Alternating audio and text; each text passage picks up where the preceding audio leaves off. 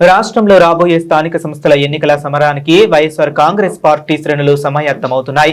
వైఎస్ఆర్సీపీ అధినేత మాజీ ముఖ్యమంత్రి వైఎస్ జగన్మోహన్ రెడ్డి పార్టీ ముఖ్య నేతలు మరియు నియోజకవర్గ ఇన్ఛార్జీలతో తాడేపల్లిలోని పార్టీ కేంద్ర కార్యాలయంలో సుదీర్ఘంగా సమావేశమయ్యారు. స్థానిక పోరులో అనుసరించాల్సిన వ్యూహాలు మరియు కార్యాచరణపై పార్టీ నాయకులకు ఆయన కీలక దిశానిర్దేశం చేశారు. ఈ కీలక సమావేశంలో స్థానిక సమస్యలు, ప్రజల పట్ల కూటమి ప్రభుత్వ పనితీరు మరియు పార్టీ పరంగా తీసుకోవాల్సిన ముందస్తు చర్యలపై వైఎస్ జగన్ సుదీర్ఘంగా చర్చించారు.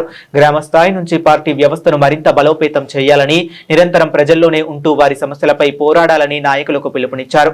ఈ పరిణామాలపై వైఎస్ఆర్సీపీ సీనియర్ నాయకుడు మాజీ మంత్రి సాకే శైలజనాథ్ విలేకరుల సమావేశంలో మాట్లాడారు. కూటమి ప్రభుత్వ కుట్రలు, కుతంత్రాలను ప్రజల ముందుకు ఉంచుతామని ఆయన వెల్లడించారు. ముందస్తుగా గాని, నిర్ణీత సమయంలో గాని ఎలాంటి ఎన్నికలు వచ్చినా ఎదుర్కొనేందుకు వైఎస్ఆర్ కాంగ్రెస్ పార్టీ పూర్తి స్థాయిలో సిద్ధంగా ఉందని ధీమా వ్యక్తం చేశారు.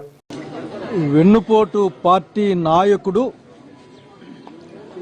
కుట్రలు కుతంత్రాలతో బలహీన వర్గాల్ని మోసం చేస్తూ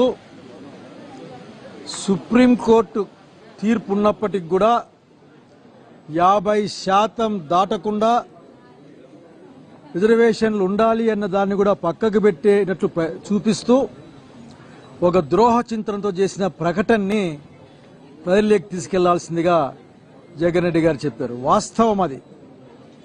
ఈ రోజున తెలంగాణలో కానీ గతంలో కానీ 50% దాటిన తర్వాత రిజర్వేషన్ ఎలక్షన్స్లో ఆ ఎన్నికల్ని ఆపిన సంగతి ఇక్కడ అందరికీ తెలిసిన విషయమే. చంద్రబాబు నాయుడు గారికి, అతని పక్కనున్న వాళ్ళకి ప్రజల జ్ఞాపక శక్తి ఎక్కువ ఉండదని అనుకుంటూ ఉంటారు కాబట్టి నిరంతరం అబద్ధాలు చెప్పే ప్రయత్నం చేస్తారు, మోసం చేసే ప్రయత్నం చేస్తారు. వైఎస్ఆర్ కాంగ్రెస్ పార్టీగా ఎప్పుడు ఎన్నికలు పెట్టినా సరే ఎదుర్కోవడానికి సిద్ధంగా ఉన్నాం.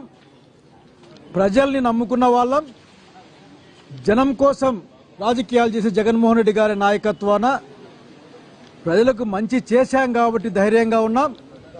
ఖచ్చితంగా రాబోయే స్థానిక సంస్థల ఎన్నికల్లో వైఎస్ఆర్ కాంగ్రెస్ పార్టీ ఘన విజయాన్ని సాధించబోతా ఉందని స్పష్టంగా చెప్తా ఉన్నాం. అదే ఆశాభావాన్ని మా నాయకులు వ్యక్తం చేశారు. ఇంకా చెప్తా ఉన్నాం, మీ దుర్మార్గాల్ని, దౌర్జన్యాలను ఎదుర్కోవడం కోసం వైఎస్ఆర్ కాంగ్రెస్ పార్టీ కార్యకర్తలు సిద్ధంగా ఉన్నారు. కార్యకర్తలకు అండగా ఉండమని నాయకుడు నిర్దేశించడం జరిగింది.